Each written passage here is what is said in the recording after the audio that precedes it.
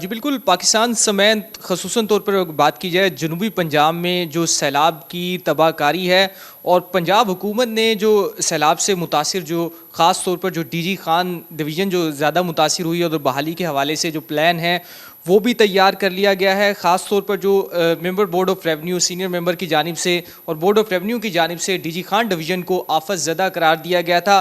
اب ان تمام لوگوں کی بحالی کے حوالے سے کیا اقدامات کیے جا رہے ہیں، جو ایسٹیمیٹ لگایا گیا ہے وہ کیا ہے، کتنی ڈیمیجز ہوئی ہیں، ان کو کس طرح سے جو ہے ان لوگوں کو ریلیف فراہم کیا جائے گا. تو اس حوالے سے ہمارے ساتھ موجود ہیں سیکٹری ہاؤسنگ جنوبی پنجاب جاوید اختر محمود، جن کو خاص طور پر جو ضلع ڈی جی خان ہے اس کا فوکل پرسن بھی مقرر کیا گیا تھا. ریلیف آپریشن کو بھی دیکھ رہے ہیں، اور جو ایسٹیمیٹ ہے وہ بھی رف ایسٹیمیٹ جو ہے وہ لگا لیا گیا ہے. تو سیکٹری ہاؤسنگ ہمارے ساتھ موجود ہے. ڈی جی خان میں جو سیلاب آیا تھا یا جو تباہی ہوئی وہ ہل ٹورنٹس کی وجہ سے آئی، اور اس میں ایس ایم بی آر صاحب نے سیکٹریز کی ڈیوٹی لگائی تھی راجن پور میں بھی، اور اس طرح باقی تو میری ڈیوٹی ڈیرہ غازی خان میں تھی.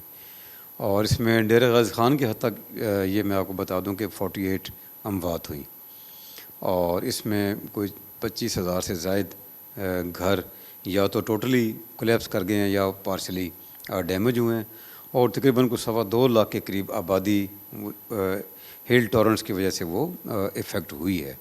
تو انیشیل جو فیز تھا وہ تو ہمارا ڈیفینیٹلی جیسے ہوتا ہے کہ اس کو میٹیگیٹ کرنا ہے اور ریلیف آپ نے پہنچانا ہے. تو اس میں 15,000 کے قریب ہم نے ٹینٹس لوگوں کو پی ڈی ایم اے کے تھرو اور کچھ جو آرگنائزیشنز ہیں ان کے تھرو ہم نے ان کو ٹینٹ مہیا کیے. 50,000 سے زائد فوڈ ہیمپرز، اسی طرح 14-15,000 پکی پکائی دیگیں جو ہیں وہ سامان ہم نے پہنچایا.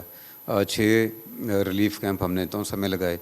اسی طرح 8 یا 10 ہم نے ریلیف کیمپس ہم نے ڈی جی خان میں لگائے، تاکہ لوگ جن کے گھر بہہ گئے ہیں یا جہاں پانی آ گیا ہے تو وہ ان کو تاکہ ہم ایک مناسب محفوظ جگہ پر رکھ سکیں ان کی فیملیز کو، اور وہاں پر میڈیسن، کھانا اور ڈاکٹر بھی وہاں موجود تھے، اور بچوں کے لیے دودھ ہے. تو یہ تمام چیزیں ہم نے وہاں پر ڈسٹرکٹ انتظامیہ نے وہاں پر مہیا کی. تو انیشیل ریلیف کے بعد ڈیفینیٹلی اسٹیپ آ جاتا ہے کہ آپ نے لوگوں کو ریہیبلیٹیٹ بھی کرنا ہے، تاکہ جو لوگ نقل مکانی کرنے پر مجبور ہوئے وہ واپس اپنے گھروں میں جا سکیں اور اپنی زمینوں پر جا سکیں جہاں ان کا زندگی کا جو ان کا معمول ہے.